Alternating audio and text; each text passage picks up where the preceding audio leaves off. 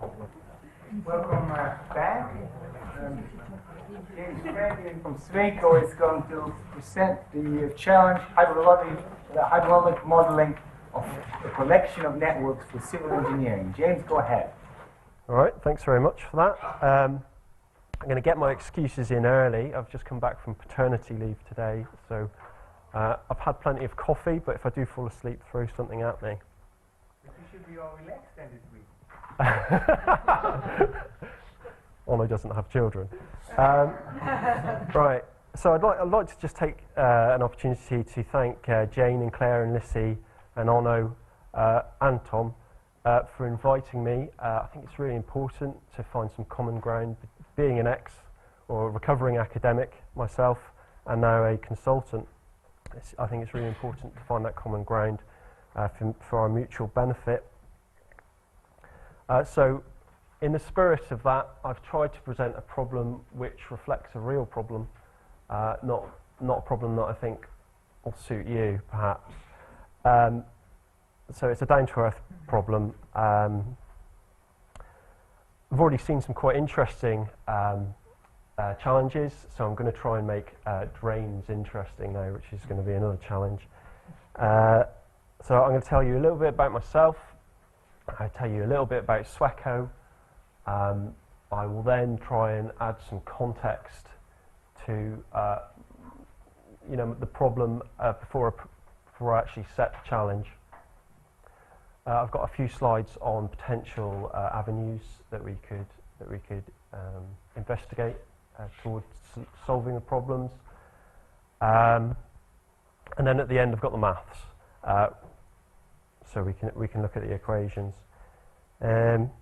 So I started my career, if you like, at Plymouth University. I did a civil and coastal engineering degree. I went on to do my PhD at Dundee, so I was a serious academic like you guys. I was looking for a picture as me as a serious academic, but all I could find was this. Those are my favourite laser safety goggles. So I studied braking internal solitary waves for my PhD. There's one there at the bottom. I also looked at hypersaline jets, gravity currents in ambient flows over different types of beds. And now I've found myself in consultancy where I'm doing hydraulic modelling, a little bit of hydrology, a little bit of GIS, a little bit of everything, which is the nature of engineering consultancy. So I work for Sweco. They're quite new to the UK market, so I thought it's worth a slide or two to tell you about Sweco. Sweco's ambition is to plan and design the cities and communities of the future. So they're interested in holistic stuff and they want to be involved in every aspect of design. This was a surprise to me. They're Europe's leading engineering and architecture consultancy. I hadn't heard of them, to be honest, before they bought the company that I worked for. That's how they enter markets normally. They buy a consultancy. So I formerly worked for Grontmij, which were Dutch. Now I'm working for Sweco, they're Swedish. So 15,000 employees, net sales about 2 billion.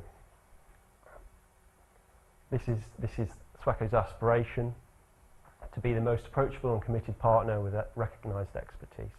So that's what we always aspire to be easy to work with, be the most committed partner, have the most accessible expertise. So we don't hide away our knowledge. We educate the client and really work with them.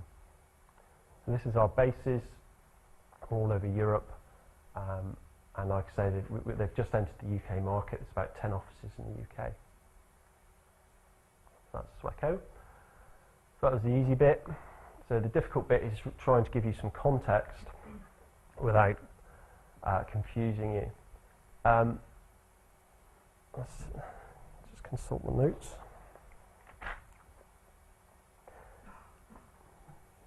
So engineers are pragmatic at heart. I think Ono, with his bathtub analogy, could be an honorary engineer for his visual integration. I think that's something that probably happens a lot in engineering consultancies. But we have to use what's available to us and make the best of it. So I'm interested in urban flooding, and the first port of call for any urban flooding would be the water company's network model. So when I say network, in this sense, I'm not talking about a river network, I'm talking about a sewer network. I'm aware that some of you may not know much about sewer networks, so I will tell you about those. There are three components. Well, there's a foul network, which we're not really interested in here. There's a surface water network, which is, carries rain, so anything that lands on a roof or lands on a hard surface or lands on a road in a rain event enters the surface water network. In that way, there's less treatment required of that surface water. It used to be that surface water and foul water went into the same pipe, so we call that a combined line. There are still a lot of combined lines in the ground. There's probably more combined lines than there are separated areas. So a combined line needs more treatment. It's less desirable if that water has to spill into a river, for example. So in this image here, we can see the orange lines are combined. So there's foul and storm entering those are the manholes. These nodes are manholes. You can see that it's highly simplified, so there's no... So I should tell you how water enters the model. Okay, so we've got a rainfall event which we put into a lumped model. There's lots of small lumped models all over this area, and they put a hydrograph into the node based on different routing models depending on what surfaces are in the various subcatchments. So this is entirely 1D. So all the flows are entering the models from the buildings and the pervious and hard surfaces via the manholes. So it's okay. It's good enough for the water company's purposes. And then water that surcharges at a manhole, for example, it fills up a big imaginary cone above the manhole, and then as capacity in the downstream line increases, the cone then drains back into the network. So if you're interested in urban flooding, that isn't so useful because it doesn't tell you so in reality the water would probably flow over the topography. It may then enter another manhole. It may enter a river or watercourse. So in reality there are lots of interactions. The models tend to be large, and hence the simplifications and keeping model 1D up to 10,000 nodes and pipes. Typically you'd have maybe one or two models for a largish city. I think there's four models covering Glasgow. There's just one for Sheffield. Gives you an idea of the size of the models. For practicality, we try and keep simulation times under a day, and that's because we don't simply run one model. We'll run a whole bunch of different return periods for several climate change epochs and across various asset condition epochs. So once you've done 8 times 3 times 3, you've got a lot of simulations. So if your sim takes 24 hours, that's too long. One thing to note is that there is no collection network in the model. You probably don't know what a collection network is, and I'll get to that in a minute. Okay, sorry, next slide. This is a 1D, 2D coupled model. This software is called ICM. It's industry standard. It replaces a product called CS and RS, if any of you are familiar with those products. So this is better. If we're looking at urban flooding, we can see which manholes are spilling, and we can see then that that water is entering the 2D domain following topographic lows. In this case it's headed north. It's entered the road and the pavement is high enough to trap the water. Little mini watercourse. It's going around here. And this is the low point in this local area, and it's just pooling there. There's a watercourse, so that blue line is a culverted watercourse. A culvert's just a pipe. So that river once will have been above ground, and it's been covered over and then built upon, and that is part of the challenge in tight urban spaces, that these urban watercourses used to have enough capacity, now they don't. So it's the aspiration of many councils to reopen their culverted watercourses, because it's easier to maintain and manage on the surface. You can see what's going on. A lot of urban culverted watercourses are in a poor state of repair, and it's quite costly to survey them. It's very costly to replace them. Digging a big hole and putting a new pipe in is very expensive.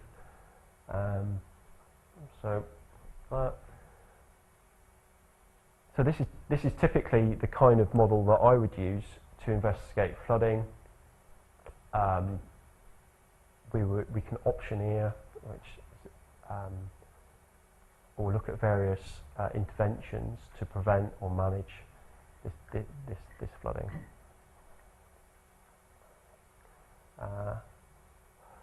And this 1D 2D coupling is relatively modern, a new thing to civil engineering.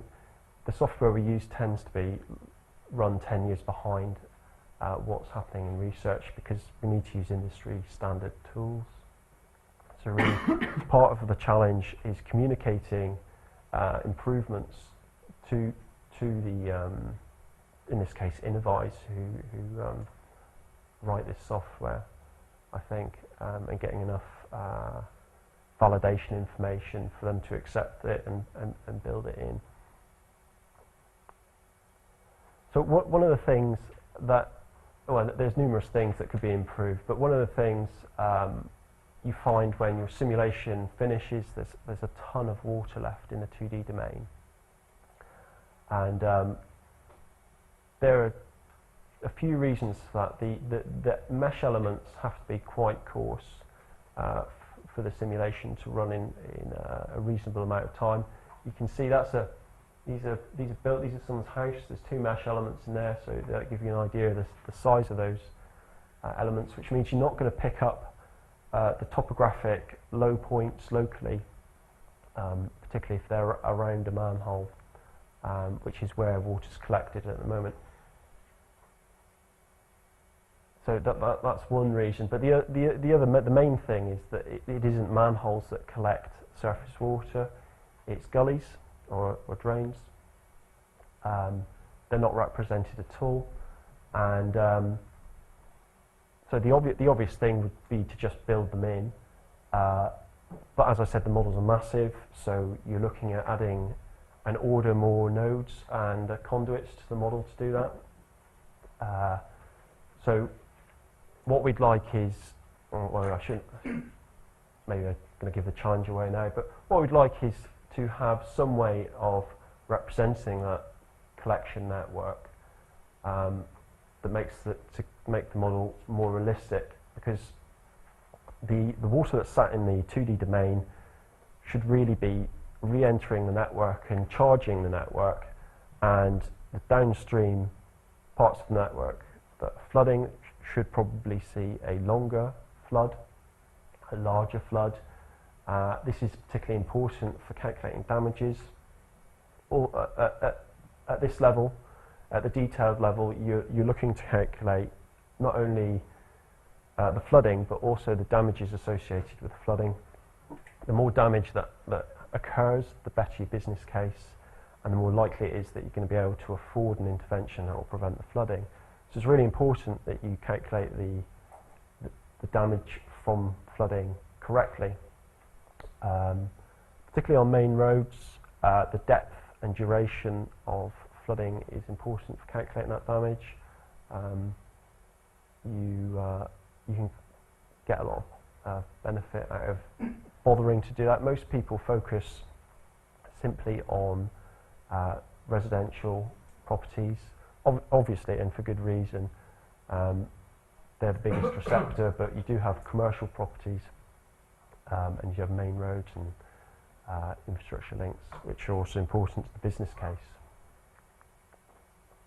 So, this is what I'm trying to make interesting, which is a challenge, obviously. This is a gully. This blue line here is the network which was present in the model that I showed you on the previous screen. The green lines here are the connections to the main sort of trunk of the network, if you like. So this is what the model is missing: these green lines and the gullies. As I say, it would be computationally quite expensive to add those in directly. You can see that you've got gullies connecting straight into the manhole. That's fine if you're building a new network, because you can order the manhole rings with holes precast in them. But typically, it's more like lateral connections into a pipe are much cheaper. You can see they're angled slightly in the direction of flow. So this is a pretty typical manhole connection. Gully connection. Right. You see the file server there. Could you say more explicitly what exactly a gully is physically? Is it just an underground pipe? Or A gully. This is what I'm referring to. Really, a gully pot. that's not just a drain? A drain, or it's referred to as gully pot. It's just a hole in the ground. It usually has a trap to catch like leaves and stuff, and then under the trap there's a sort of U-bend thing, and that then enters a pipe and then enters the trunk surface water network. The dashed green lines are just smaller pipes? Yeah, they're just small pipes, yeah. Okay. Or are they indents at the surface? You mean a pipe or an indented on the surface which collects the water and leads it to the gully? So the gully pot is on the surface, or the grate, if you like, is on the surface, and then this pipe here is underground. I see. Because it ties into the surface water sewer, which is also underground. Sorry, I should have made that more clear. Can I ask, I mean, you seem to say that adding the green to your model is a huge extra effort, but it seems to me that, it seems that you have to double the effort or something like that. That's right. Sorry? Well, I mean, if I understand correctly, currently your models have the blue but not the green. Yep. And you seem to say that adding the green pipes is an enormous undertaking. Yes. Just from the picture, which maybe is not a good sample, it seems just to somehow double the length of pipe. Yeah.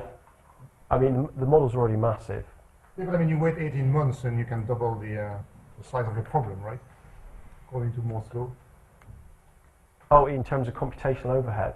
Yeah, I'm just asking. Yeah. I mean, you possibly could. I don't know if the models would fall over if you added that many elements to them. But really, it's the human effort, because you've got to find the as-built drawings, and you've got to enter all the parameters correctly, and you've got to build all the additional elements, and you've got to check it all, and you've got to validate it. So the human effort is massive, and to us that's a cost that will pass on to a customer, and it's possibly an unnecessary cost. We're trying to spend money in the best way we can. A lot of our customers are councils, and they're looking to provide good value to the taxpayer. So it would be quite satisfying to have an exact model. The other problem is the networks that councils do have, or water companies do have, have not been well documented over the years, so they've lost bits of information, so they don't know how the gullies are connected, they don't know where they are. Some bits have been abandoned, and they're not sure which bits. So there are lots of complications. It would be a huge undertaking to try and build a correct representation of the collection network. And if you're not going to build a correct representation, why go for the exact answer to the problem? So the challenge there, or sorry, the problem. Surface water is collected by and issues from the manholes rather than the collection network. So it's rare for a manhole to actually spill water into the landscape. You need a fairly decent head, and you can't develop that head because you've got the gullies relieving pressure. So I think it's more realistic to see the water going into the gullies. I don't mind so much that it comes out of the manholes. That's not too bad. I can live with that, but I really think it should somehow be collected in a different way.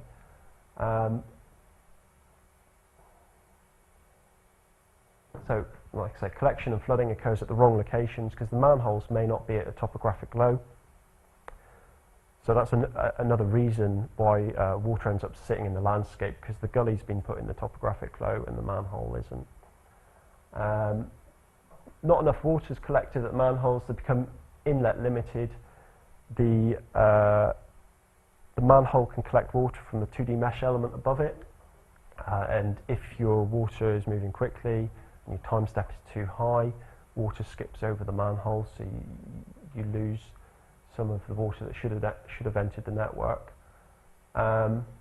which is particularly a problem for short, sharp rainfall events, which is summer events, which is what we're interested in normally in urban areas, where so what's that say? The other thing is that you can bodge this into the network. You can bodge the storage attributed to the collection network by putting in at manholes, which is okay, but it's not properly represented, and it's difficult to calculate. Surface water pools indefinitely rather than charging the network during a recession of storms. So all of this results in inaccurate flood extents, particularly in urban environments. So the challenge is, as I see it, how can we improve the model representation of the collection network? And ideally, it would be better than what we've got just now. We would see better behaviour, or more, we would see more realistic behaviour in the onset, but particularly in the recession of a flood. Again, ideally, we'd want to do this for a minimal performance overhead, and we'd want the maximum level of automation in generation of whatever we need to model this collection network. And if we can set out a solution which fulfills all those things, I think you could easily pitch this idea to the manufacturer of the software. They might be interested in funding someone, co-funding perhaps, to look at the problem in more detail. So, possible avenues to investigate: direct representation from record drawings. So that would give us the best possible representation, as you said. There is a large computational overhead that would be incurred. It's very resource intensive. We'd probably have to rely on the water company, or Scottish Water, Welsh Water, whoever, doing that for us, and they'd probably be reluctant to do it. We probably wouldn't do it for them because there would be no gain for us. It would be resource intensive, just checking and approving as well. Everything has to be checked, and the way the models are set up, the opportunity for human error is quite large, so it's a serious undertaking. And the last thing is that information to model your network, your collection network, just may not be available, so that's a huge amount of survey and lots of older networks are just going to be paper copies, so there would be a lot of manual work involved in that. So the next best solution is possibly using design guidance to put in a representation of the collection network. 1 minute? Very few. Okay. So we could automate a collection network that is that fits the design guidance but doesn't necessarily fit what's there in reality. We could make it closer to reality possibly by using, we could do a bit of crowdsourcing or image recognition, or use Google Earth to just find the gullies and then maybe infer the connections to the surface network, or the solution I like, a lumped model, which simulates the gullies and the connections, and you perhaps take a chunk of the road and you take a depth off that road and put it into a manhole.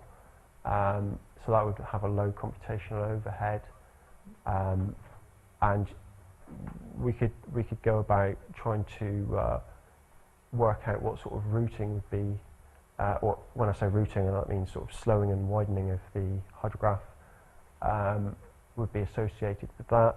The LiDAR for creating all these subcatchments is available freely, so there'd be a bit of GIS looking at you know, trying to calculate topographic catchments,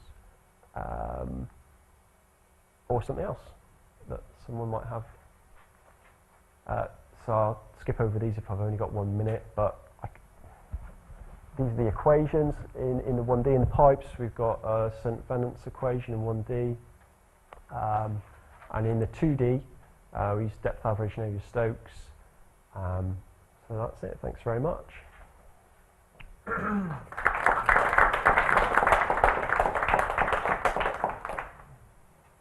Are any questions? Yeah? Maybe a stupid question. Do you have gauge data in your network? There is some, but it would be at manholes, and it wouldn't be at the gullies and at the minor pipes. But on the main pipes, you know how much water is flowing? Well, we could perhaps produce a baseline using option 1. So we could select a small area. We could build the network exactly as it is with the collection network. We could use that as a baseline. There's no network of gauges like there is in river. Not permanent gauges, no. But people do go in and collect data for validation. So there are validation events. I believe someone at Edinburgh University has built a scale model of a small bit of collection. Is there anyone here from Edinburgh? Well, Jacques is from I am. No, maybe there's someone. No. Other questions?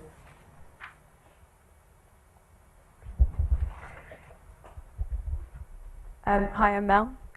So, forgive me if you've already explained this, but the pathways between the manhole covers, that's already determined by topological information? Is that?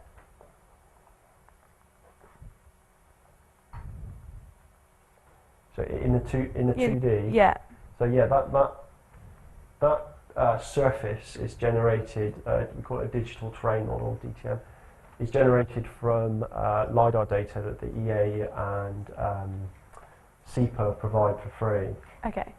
So I think it's a resolution of, about 1 meter Right. point heights, but the mesh then is much more coarse.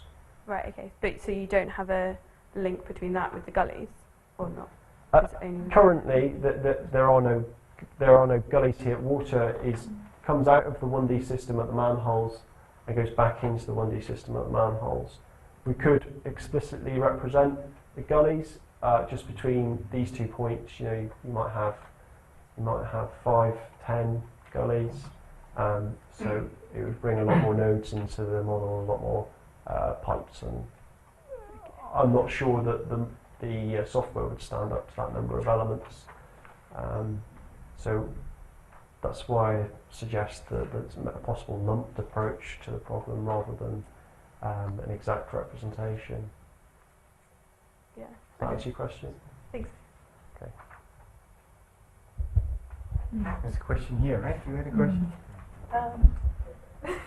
How close does your model get just with the blue lines at the moment?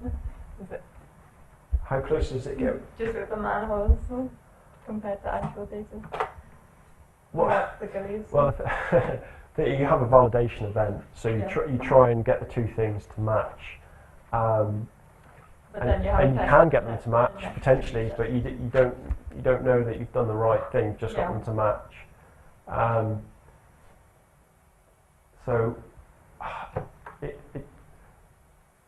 tends to be that if you validate for a 10-year event, that it won't behave as you'd like for a 200-year event. Yeah. So it's difficult to calibrate them. So there is something in there that needs to be fixed, but identifying what is a challenge. I guess if you took a validation area as well, finding out if the gullies were in use or not, you could then do some network analysis and sort of highlight which areas were in use. But we can chat about that later, Okay. maybe. All right. So do you have validation data available actually? Uh, Maybe something Jacques was asking that for Yeah, the it's- underground network, but like you say, maybe you can infer what you miss underground by what you see at the surface, and then try to bring the model to the reality by then somehow guessing more cleverly what gully density you have to put in. It would be difficult to measure what's on the surface during an event, I think. But But how do you validate at the moment? well, you validate there's flow measurement devices in some manholes, but not very many. So you've got a vast network, and you've got validation points, and you tinker with the model to try and match flows at those points. But to my knowledge, there's no validation data for gullies and surface water. It'd be a difficult thing to measure. I think we'd have to rely on experimental type scale models, that kind of thing. You'd have to use that kind of information. I think there might be some of that available. How much do you know that your network is fully functioning and hasn't had a partial collapse or anything? The condition is modelled, so the level of silt and the level of collapse is modelled. Where do you get the information to know where the potential collapses are? How are you getting that data? So we do CCTV survey. So we stick a little robot in the pipe, and it crawls along and moves the camera around, crawls along a bit. And the whole network's been surveyed? No. Partially because there's a mix of ownership. There are problems. For example, this is a railway line, and we know that bit's collapsed, but Network Rail won't let us go under there. So you encounter all sorts of problems. So you just do the best you can, really, with asset condition. But it is one of the major problems, because all the assets are underground. They're difficult to look at, difficult to inspect, difficult to maintain. That's why the aspirations of many councils are to try and bring at least the watercourses up to the surface. All right, so we will continue. There are lots more questions, but during lunch you sit at the table with James, is right, and don't let him eat. Thank you very much, James. You're welcome.